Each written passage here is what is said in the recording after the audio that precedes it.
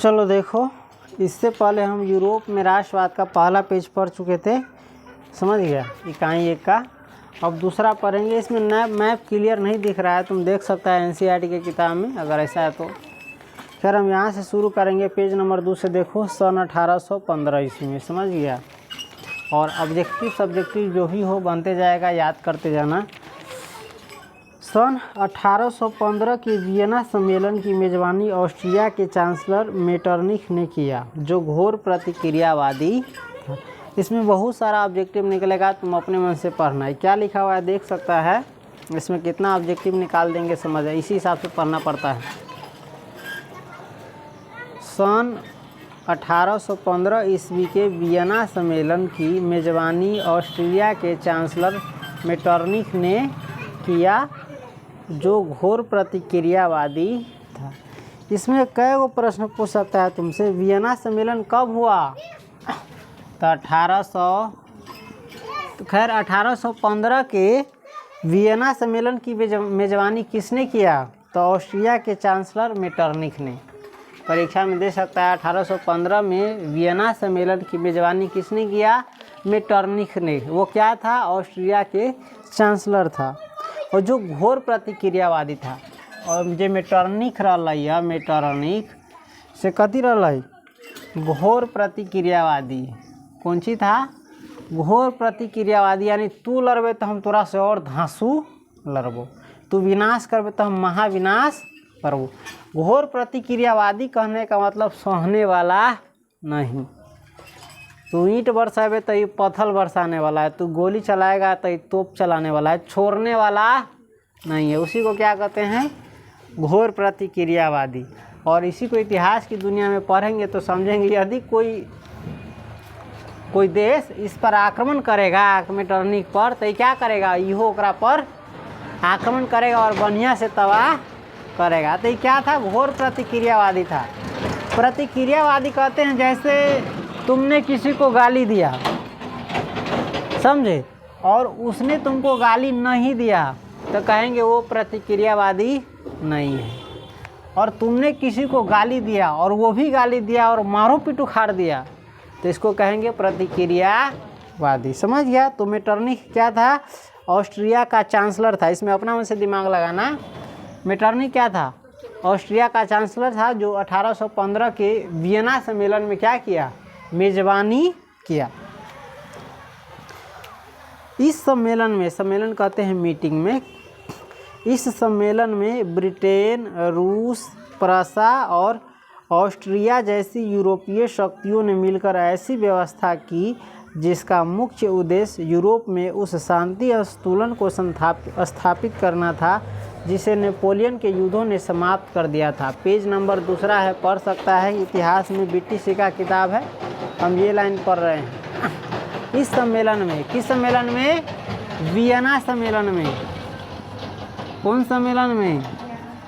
Vienna सम्मेलन में। Vienna सम्मेलन में कौन कौन? ब्रिटेन, ये सब देश है। ब्रिटेन, रूस, प्रसा और ऑस्ट्रिया जैसी यूरोपीय शक्ति, यानी यूरोप महादेश में जो शक्ति है, ये जो राज्य है, ये जो देश है, ये सब मिल करके क्या किया? ऐसी व्यवस्था की जिसका मुख्य उद्देश्य क्या था? यूरोप में शांति संतुलन को स्थापित करना था। यानी यूरोप में जो नेपोलियन लड़ाई किया, युद्ध किया, तो वहाँ पर शांति क्या हो गया? भंग हो गया। यानी लड़ाई उड़ाई, झगड़ा उगड़ा, वाद विवाद होने लगा।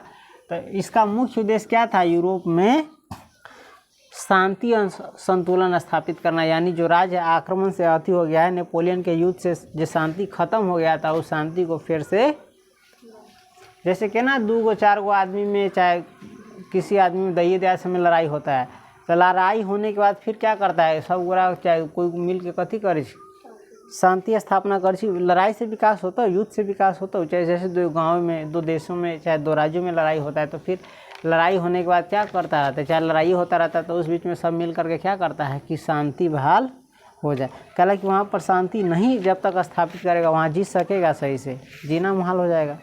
चलो, उसके बाद है गणतंत्र एवं प्रजातंत्र, जो फ्रांस की क्रांति की देन थी, उसका विरोध करना और पुरातन व्यवस्था की पुनर्स्थापना करना मेटरनिख व्यवस्था का उद्देश्य था। यूरोप में जो है गणतंत्र को, किसको, गणतंत्र को एवं प्रजातंत्र को, जो फ्रांस की क्रांति की देन थी, यानी फ्रांस में क्रांति हुआ ना, तो उसी का देन था कि यहाँ क्या स्थापित हो गया था, गणतंत्र एवं प्रजातंत्र, यानी लोगों का शासन।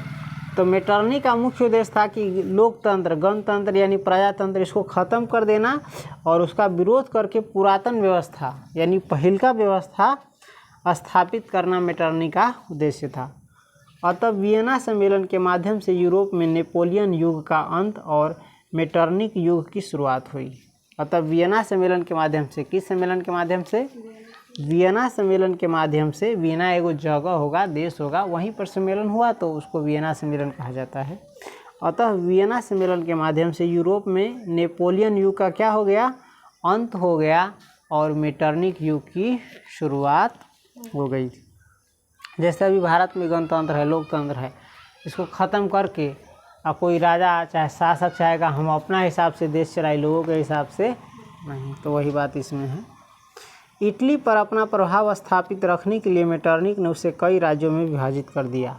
इटली एक राज्य है, इटली क्या है, वैसा ने दिखा दिया, मान के चलो एगो राज्य है इटली, समझ गया। और इटली पर अपना जैसे कि ना कोनो वंश पर, खानदान पर, चाहे कोनो आदमी पर कोई प्रभाव जमावे चाहे राज करे चाहे तो ओकरा कथी करे, सबसे पहले तोड़ दै छै, आपस में अकेला कर दै छै, चाहे तोड़ के कमज़ोर कर दै छै, तब ओकरा पर कथी कलक, अपन शासन। जैसे अंग्रेज ऐसा ही नहीं किया था, यहाँ के लोगों को तोड़ दिया था और क्या किया, कमज़ोर करके अपने शासन किया। तो वही करा है। इटली पर अपना प्रभाव स्थापित करने के लिए, अपन अधिकार स्थापित करने के लिए मेटरनिख ने उसे क्या किया, कई राज्यों में तोड़ दिया। एकरा हटले बांध देते, एकरा हटले बांध, एकरा हटले, जैसे भाइये भाई केना लड़ा के दोसर को शासन करे हैं, मजा ले लक, भले टूट गए, भले बर्बाद हो गए, हम बन गए, चल भले ओकरा में है ना। जैसे इटली पर अपना प्रभाव स्थापित करने के लिए मेटरनिख ने उसे कई राज्यों में विभाजित कर दिया। इटली एगो राज्य देश है, उसको कई राज्यों में क्या किया, तोड़ दिया। कहला कि तोड़ देंगे तो ये अलग अलग रहेगा, ये समझेगा एकरा कुछ होली तो हमारा से कौन मतलब है, एकरा कुछ होली तो हमारा से कौन मतलब है, तो इसके कारण ये सब कमज़ोर हो जाएगा और इस सभी पर हम अपना क्या करेंगे, दबदबा बना करके रखेंगे। किसका सोच था, मेटरनिख का था। सिसिली और नेपल्स के प्रदेश बुर्बो वंश के सम्राट फर्डिनेंड को दे दिया गया।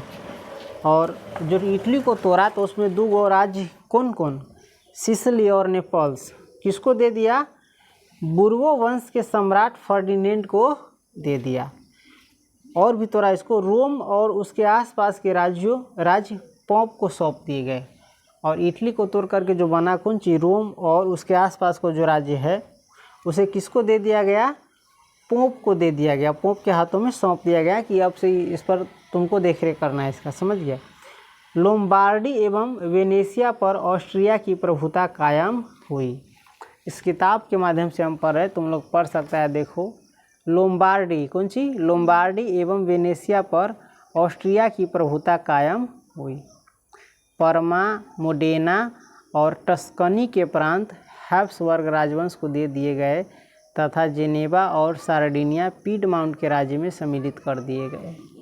ये पढ़ना पड़ेगा तुमको, सोच करके समझ करके याद करना पड़ेगा। लेकिन इनसे पहले हम कह देते हैं कि ज़्यादा ध्यान देना कौन सी, गणित पर, हिंदी पर, संस्कृत पर, इसी से क्या हो जाएगा, फर्स्ट डिवीज़न आ जाएगा। उसके बाद विज्ञान पर, क्योंकि हो सकता है तुमसे विज्ञानों नहीं संभार में हो और सामाजिक विज्ञान है वो भी संभार में नहीं हो, कहला कि 7-8 किताब बनेगा और सभी भारी मोटे मोटे, आई तीनों क्या है, हल्का है, समझ गया। तो इसी में ज़्यादा नंबर आने की संभावना है। इस पर तुम जितना मेहनत करेगा उतना उठेगा, लेकिन यही सबसे कम ये, आई तीनों में कम ही मेहनत करेगा तो ज़्यादा नंबर उठेगा, इनमें ज़्यादा मेहनत करेगा तो कम नंबर उठेगा, समझ गया। लेकिन इतना तुमको करना है कि विज्ञान में और सामाजिक विज्ञान में भी पास होना ही है। अगर इस दोनों में किसी विषय में क्रॉस लगाता सब में, तो याद रखना इस बात को। चलो फिर से रिपीट कर देते हैं, तुम लोग पढ़ सकता है, देख सकता है क्या है। परमा, मोडेना और टस्कनी के प्रांत किसको दिए गए, हैब्सबर्ग राजवंश को दे दिए गए। याद रहेगा ना, परीक्षा में पूछेगा परमा किस राजवंश को दे दिया गया, तो हैब्सबर्ग। तथा जिनेवा और सार्डिनिया पीडमाउंट के राज्य में सम्मिलित कर दिए गए। जर्मनी में 39 रियासतों का संघ कायम रहा, जिस पर अप्रत्यक्ष रूप से ऑस्ट्रिया का अधिकार स्थापित किया गया तथा हर संभव प्रयास किया गया कि उनमें राष्ट्रीयता की भावना नहीं जगे। कह रहा है जर्मनी में जो 39 रियासत है, चाहे 39 राज्य है, उस रियासतों का संघ क्या रहा, जर्मनी मिल करके रहा, एक होकर के रहा। तो रियासतों का संघ कायम रहा, यानी जर्मनी के तोड़ले न, जना इटली के तोड़ देल कोना जर्मनी के न तोड़ले। जिस पर अप्रत्यक्ष रूप से यानी मतलब दूसरा के माध्यम से चलवाना, जर्मनी पर अप्रत्यक्ष रूप से कहते मतलब हम इस पर राज करते हैं, लेकिन हम पीछे हैं, किसी और के माध्यम से, वो हमारा ही आदमी है जो इस पर राज करता है। राज हम इससे हम ही करवाते हैं, ये हम जैसा ऐसा करते हैं वैसा वैसा इस पर करता है। राज हमारा है लेकिन चेहरा किसी और का दिखा देगी। तो इसी को कहते हैं अप्रत्यक्ष रूप से। जैसे कोई काम हम ही करवाए हैं लेकिन नाम किसी और का करवा दिए, ताकि वहाँ के लोग अलावे कि नहीं किया है। समझ गया? तो वही कह रहा है। और तथा हर संभव प्रयास किया है क्या, कि जर्मनी में जो है राष्ट्रीयता की भावना नहीं जगे, यानी वहाँ के जो लोग हैं उसमें देश के प्रति भावना नहीं जगे, राष्ट्रभक्ति नहीं जगे। मेटरनिक ने फ्रांस में भी पुरातन व्यवस्था की पुनर्स्थापना की। मेटरनिक ने कहाँ, फ्रांस में भी, कहाँ पर, फ्रांस में भी किस व्यवस्था की स्थापना की, पुरातन व्यवस्था की, यानी पुरानी जो व्यवस्था थी राज चलाने का, देश चलाने का, उसी व्यवस्था की क्या किया, स्थापना किया। इटली में तो करवे किया, इटली में किया, कहाँ किया, यूरोप में किया, कहाँ किया, यूरोप में किया पुरातन व्यवस्था की स्थापना शांति संतुलन के लिए, और फ्रांस में भी किया।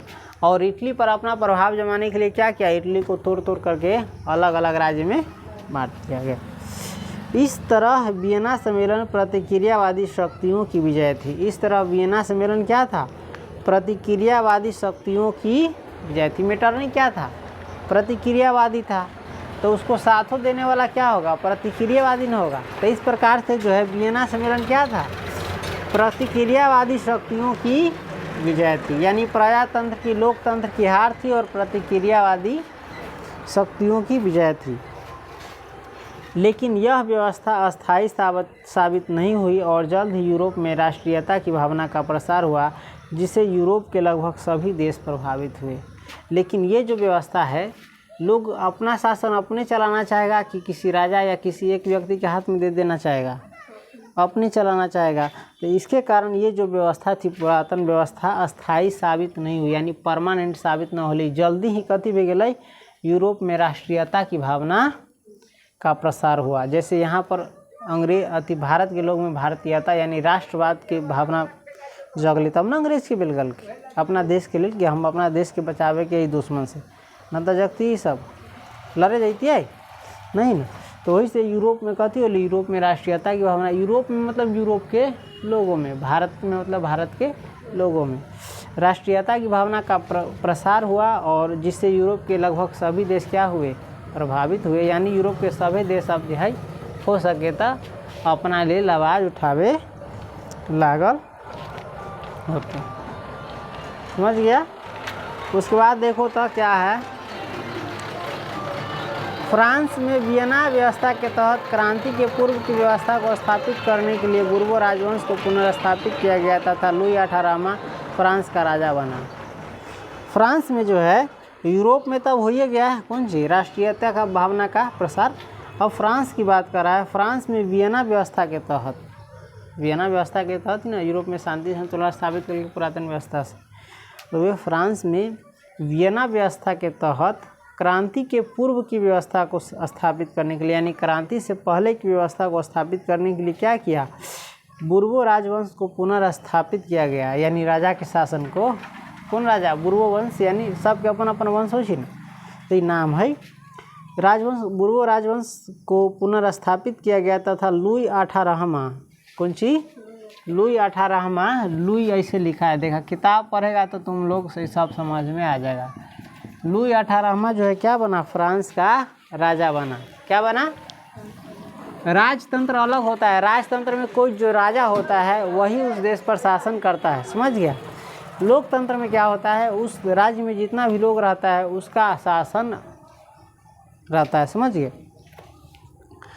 उसने फ्रांस की बदली हुई परिस्थितियों को समझा और फ्रांसीसी जनता पर पुरातनपंथी व्यवस्था को थोपने का प्रयास नहीं किया। ये लुई 18वां जो है क्या किया, फ्रांस की जो बदला हुआ परिस्थिति था, बदला हुआ जो समय था उसको समझा और फ्रांसीसी जनता पर यानी फ्रांस के जनता पर, फ्रांस के लोग पर पुरातनपंथी व्यवस्था थोपने का प्रयास नहीं किया। उसने प्रतिक्रियावादी तथा सुधारवादी शक्तियों के मध्य सामंजस्य स्थापित करने का प्रयास किया तथा इसी उद्देश्य से 2 जून 1814 ईस्वी को सम्राट की ओर से संवैधानिक घोषणा पत्र जारी किए गए जो 1848 ईस्वी तक फ्रांस में चलते रहे। उसने क्या किया, लुई 18वां प्रतिक्रियावादी यानी जो प्रतिक्रियावादी बताइए दिलू और जो सुधार चाहते वो दोनों शक्ति के बीच कसी कल गई सामंजस्य स्थापित करने का कोशिश किया और इसी उद्देश्य से क्या किया, एक घोषणा पत्र जारी किया, संवैधानिक घोषणा पत्र। कब, 2 जून 1814 ईस्वी को।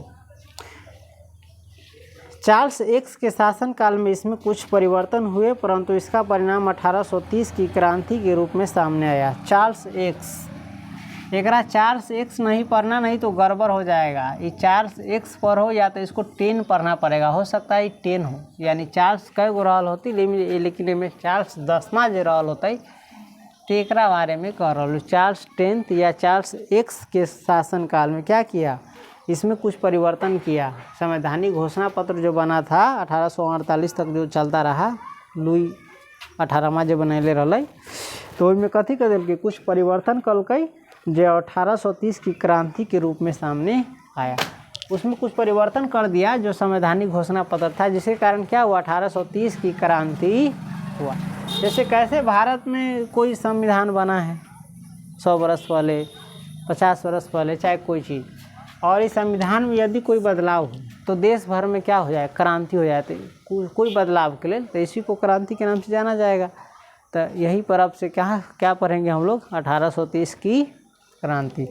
1830 की क्रांति कैसे हुई, तो लुई 18वां जो है ये क्या किया, फ्रांस की जो क्या था, बदली हुई परिस्थिति था, बदला हुआ मिजाज था, उसको समझा और ज़बरदस्ती पुरातनपंथी व्यवस्था जो रही वो थोपल न। ये कथी कल की प्रतिक्रियावादी के बीच और सुधारवादी के बीच सामंजस्य बैठावे के, समझौता करे के कोशिश कल किया और यही उद्देश्य से कथी 2 जून 1814 के, कौन सी 2 जून 1814 को क्या किया, एक संवैधानिक घोषणा पत्र जारी किया जो कब तक चला, फ्रांस में 1848 ईस्वी तक चलता रहा। और चार्ल्स एक्स के शासनकाल में जब चार्ल्स एक्स पर राज कल शासन कल तो ओकरे शासनकाल में कथी होली, इस संवैधानिक घोषणा पत्र में कुछ बदलाव होलै, जय के कारण कथी होली 1830 के क्रांति होली। अब उस 1830 की क्रांति को ही समझेंगे। तो तुम्हारा इतिहास का जो पेज नंबर 2 था और 3 था ये हो गया बीटीसी में, समझ गया। गला दुख रहा है बोलते बोलते, कितना बोले हम, पैराटाओ 6:30 हो गया।